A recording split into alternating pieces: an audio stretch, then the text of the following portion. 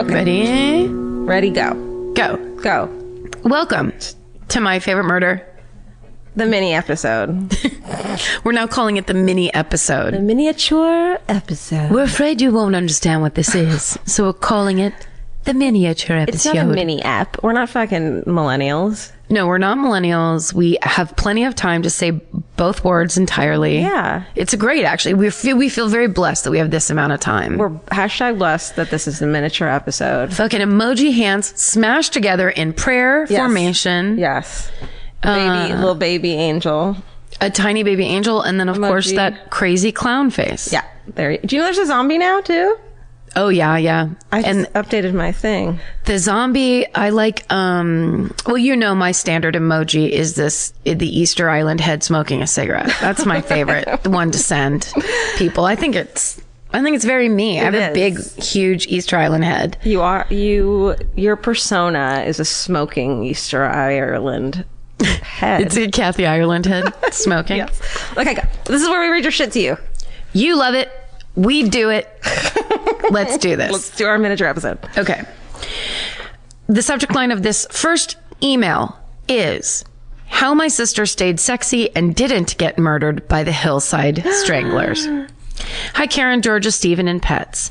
I look forward to each new episode, but the story of the Hillside Stranglers hit especially close to home, literally. In 1977, our family lived 1 block away from the 10th victim, Lauren Wagner, on Lamona Avenue in the San Fernando Valley. Not only was this where she lived, but also where she was abducted a few doors down from her house. As you mentioned, a neighbor witnessed it and sadly did nothing to intervene or alert authorities. Even though I was only a baby at the time, my sister was 16 and went to Monroe High School with Lauren. Both were babes with red hair and lived down the street from one another. A few days prior to Lauren's abduction, my hot 70s sister in her VW Bug was headed to the Stop and Go Mini Mart a few blocks from our house when 2 guys in what tried to pass for an undercover police car with a makeshift siren on the top started tailing her and even watched her in the parking lot as she went inside the store. Holy shit. What they didn't see was her boyfriend in the passenger seat reclined back, and once she pulled out of the lot, the siren went off and they aggressively tried to pull her over.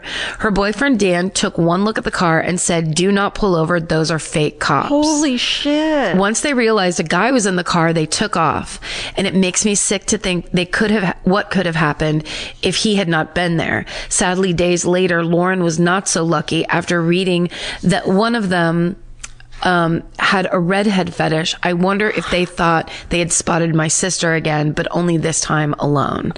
We will never know, and although Lauren's family understandably moved out of the neighborhood shortly after the murder, I could never shake the sadness I felt for them every time I walked by their former house, and the eerie feeling of the horror that took place only a block away while my family was probably eating dinner or safely watching some show like Soap or Maude or Carol Burnett.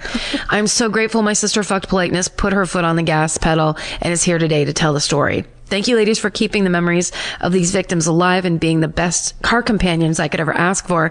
Because of you, I no longer mind traffic, and I make sure to keep a full gas tank with doors locked so I can stay sexy and not get murdered. Lastly, Karen, my husband Rob worked with you on Late World with Zach and says hello. Oh, wow.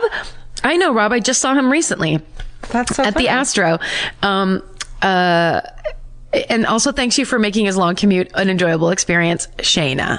Thanks, Shayna. Oh, I don't want to read any now. That one's it. Let's just do one from now on. I mean, that's intense too, because that puts her she's at the center of that entire story we just told. Yeah. And her family is, and that is really sad. A neighborhood tragedy like that.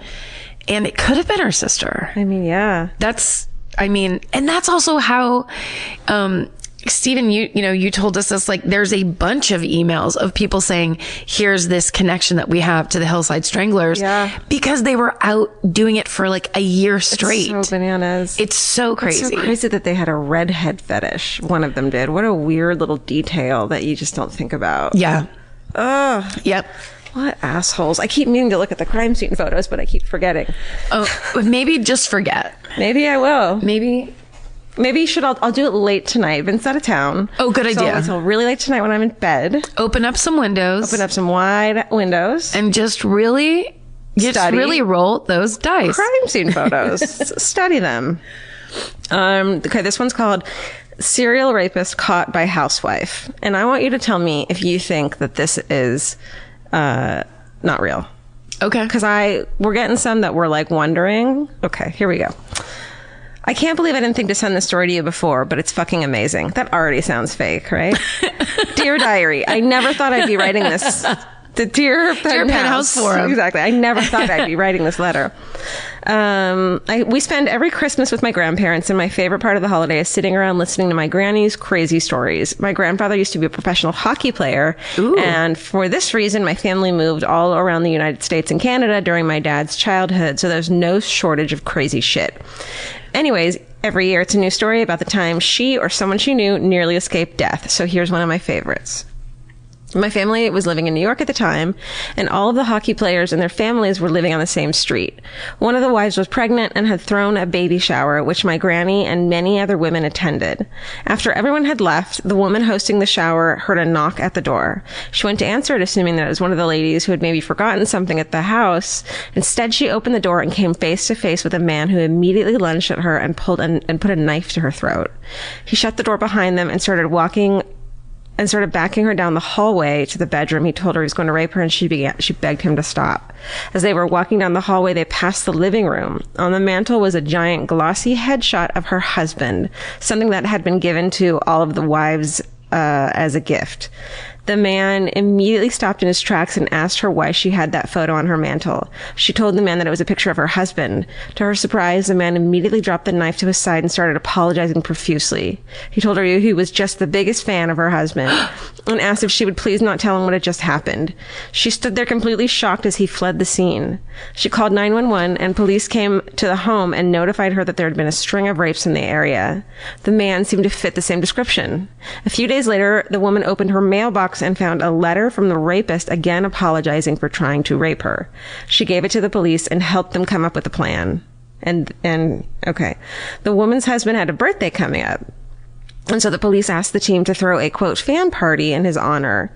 Knowing that this man was most likely local and a fan of the hockey player, they printed off a large photo and encouraged fans to sign it with well wishes for the player.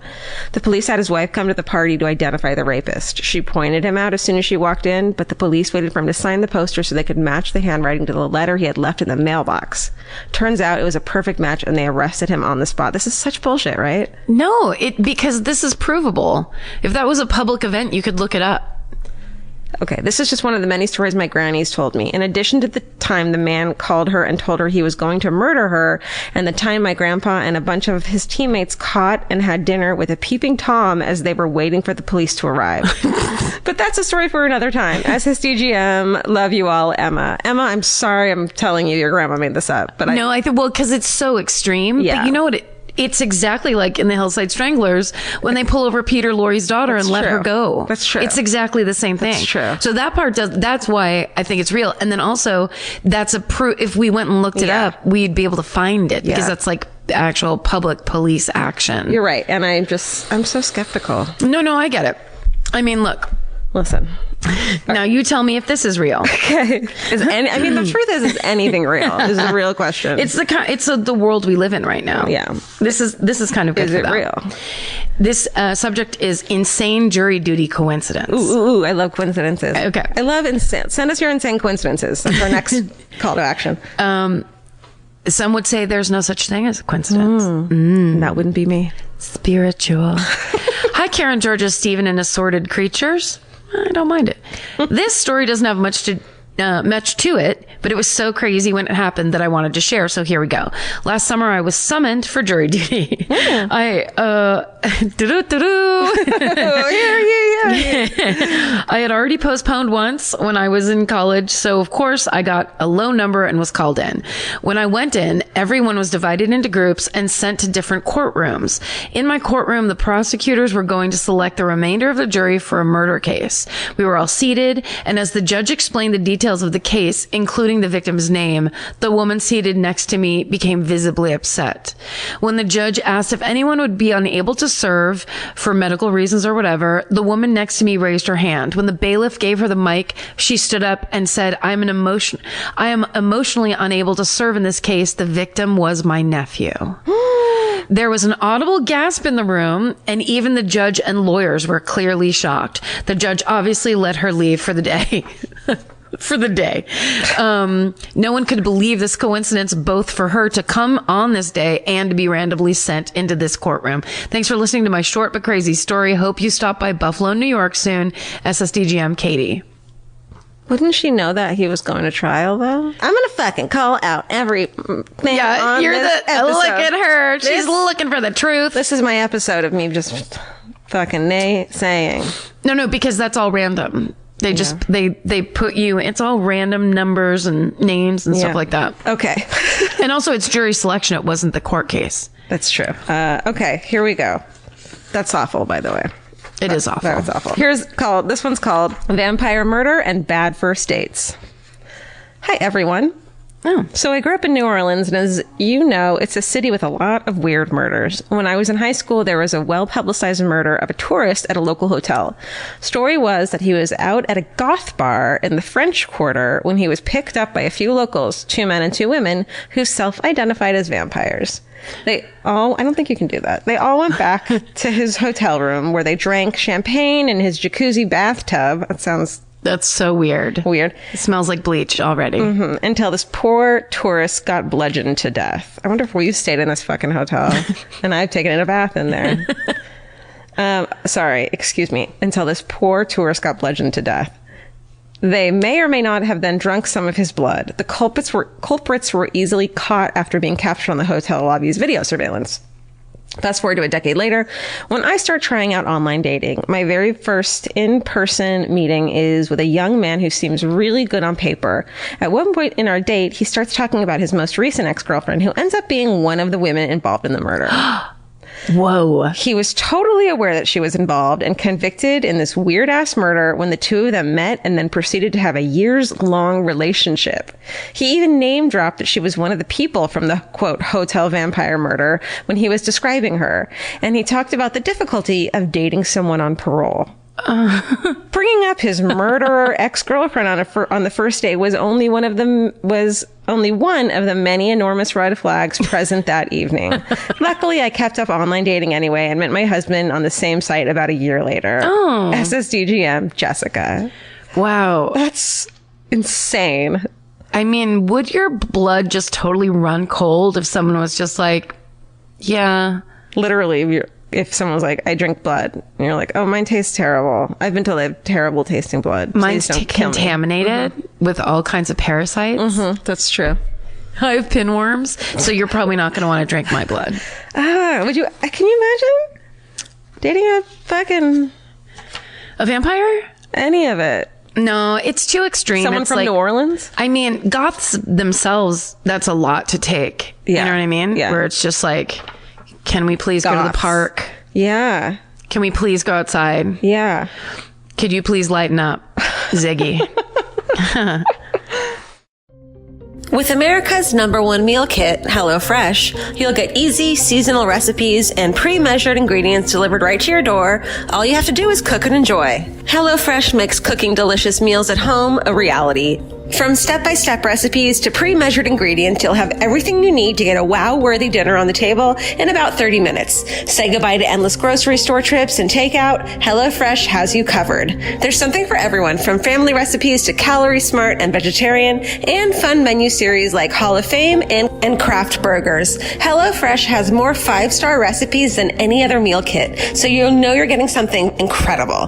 HelloFresh is flexible and it fits your lifestyle. Easily change your delivery days, food preferences, and skip a week whenever you need. Break out of your dinner rut and make deliciousness part of every week with HelloFresh. I love that even though HelloFresh is super easy and they make it really basic and like straightforward, you still feel like you're cooking this like incredible home cooked dinner. And that makes me feel good about myself. And that instead of just ordering takeout, I'm actually making something and preparing something at home. And that just, it feels good. So for $80 off your first month of HelloFresh, go to HelloFresh.com/murder80 and enter murder80. It's like receiving 8 meals for free only at HelloFresh.com/murder80, promo code murder80. Go buy.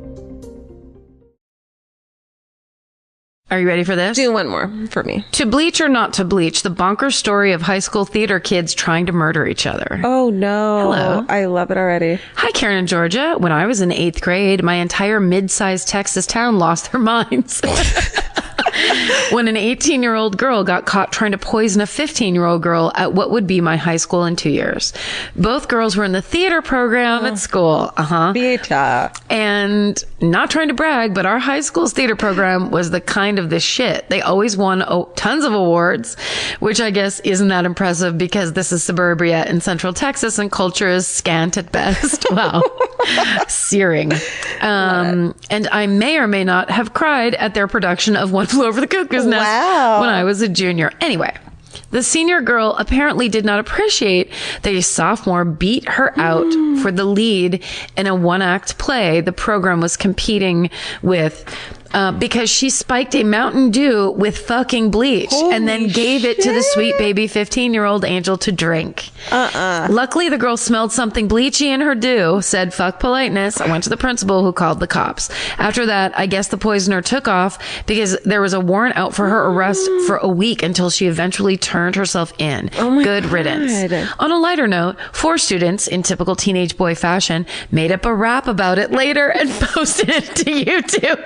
Oh, no. Which, of course, everyone in high school went nuts over. Administration actually ended up banning it from the school because people wouldn't stop singing it. Holy shit. Oh my God. High school's so dramatic. It's so, that is the perfect high school cycle of drama. That's right exactly there. what happens. Someone tries to poison someone. A girl tries to poison a girl. She's mad at her for doing something better than her. Yeah.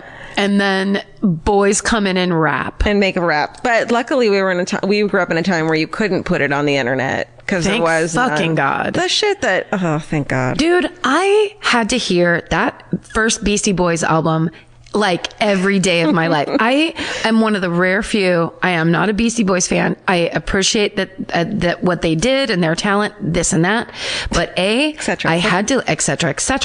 I had to listen to them every time, like on the baseball bus, like every event. It's just those too much. motherfuckers were playing that fucking Beastie Boys album. And then B, I'm still mad that they won Best Rap Group over the Fugees. It was a ludicrous year that year. It was a rough time for Karen Kilgore. Fuck, man. There's I guess that was late 80s MTV late 80s? Music Awards. I don't know. Early 90s? I think so. Yeah, Fugees is early 90s, right? Yeah. Steven? Important stuff. DJ Steven? He's just writing it down. Wait, there's more to this. I really came out strong against the Beastie Boys there. I don't. This might be them. the end of this podcast. I mean, I'm so sorry. I guess a student trying to murder another student with a bleach cocktail on school grounds under your watch is not a good look. I can't find it on YouTube anymore, but suffice it to say, it's exactly as obnoxious as you think a rap featuring 4 white middle-class teenage dudes would be. Oh my God. Love the show. Been listening since episode 3 and love you ladies. Wow. Episode 3. Wow. What's wrong with 1 and 2? Say sexy and always sniff your Mountain Dew, Tara or Tara, but I think it's Tara. That's just that's such a fucking high school person to do, to put the smelliest fucking chemical of all. Like, I'm not trying to give anyone ideas, but use some Windex or something. Well, then that's going to turn it blue. Yeah, but blue it's and yellow. Oh, that's true. That's true. If it's a bottle. Listen, if anyone walks up to you and is like, "Here you go, Karen. Here's a can of soda I got you that's open already." Yes. You fucking smash the can on their head. You slap it out of their hand. Yeah. You point your finger in their face. Yeah. And you say, "Don't approach me again." Georgia, you step off. It's just me getting you a Diet Coke. Karen's lost her mind. What if I'm like, Karen, that was literally a Diet Coke, but I understand where you're coming from. You asked me for this Diet you Coke. asked me what are for you doing? You saw me open it across the room. Slap it out of your hand. But I understand your vulnerabilities. I have to say this. In my drinking days, one of my favorite jokes, quote unquote jokes. No, you did not. At parties, yes, is, in the back then it was mean comedy days. Of course, we've talked about it. If I was sassing up somebody and we were sassing back and forth to each other and they seemed to be winning in some way, I would just slap whatever's in their hand out of their hand, whether it be a plate of food or a full drink or whatever it was. I would let them have like what they thought was going to be the last word. This is why Princess Diana drink, slap up, ruin your shirt. Wipe all the makeup off your face with your fucking Singapore sling. The fucking submarine sandwich upside down on the fucking floor. Bag of chips all the way down on the ground, scattered in a million pieces. I mean, there's just not a better comeback than slapping something out of someone's hand. It's the best. I mean, you have to be ready for then the fight that's going to happen afterwards. Either they're your friend and they love it, or you've now made an enemy for life. Sure. It depends on a lot of factors, how drunk they are. Yeah. If they think you're clever and funny. Right. If they agree with you. If they're a shame-based person, they might... It's embarrassing to them. If you shame them, you could turn it into something bad. So you pick and choose. And whose carpet is it? I always did it on a patio. Okay, great. Yeah, you have to do it outside. You can't wreck a third party, an innocent host's. Yeah. You can't wreck anybody's carpeting. Like, don't be a jerk. No, don't be a dick. Be an asshole. Yeah, and make sure it's cheap beer, probably not a wine glass. I would assume. Yeah, exactly. This is a joke for plastic cups, bags of chips, a funny old paper plate with a dumb hot dog on it. Just stuff like that and also a really quick reminder, do not break eye contact as you slap it out of their hand.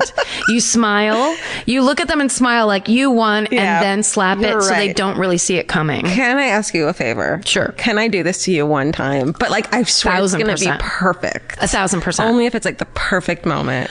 But just don't shame me. It can't be at my big party. I won't do it. It can't be as I'm coming down the stairs for my big party. I won't. I promise. Yeah, you can do. I love shit like that. Okay. I love it when something is like a contained, fun person to person prank. Yeah. You have to know the person and you have to know. I think I would laugh my fucking ass off. It's hilarious because all you lost was a hot dog. Yeah. And an argument. And you're fucking a little bit of your dignity in the best way. It's the same. It was also when I was on speed, my favorite thing to do would be if I was talking on the phone. I talked on the phone constantly pre-internet. Sure. And oftentimes I would call everybody and be like, tonight we're all going to meet for dinner at Toy and then we're going to go to the show at bloody blah, whatever. I was always that phone tree person. Love it. And if someone started talking to me and I got bored, I would just hang the phone up. Just fucking, no, I can't entertain this. I have other calls to make. I'm done. Yeah. And so you are too. Yeah. If somebody was like, hey, so did you have fun at that part? I'd just be like, click, make the next call. Let's just hang up this podcast, some people right now. Oh, right now? Yeah. Stay sexy. Don't get murdered. Bye. Elvis, you want a cookie? Good boy.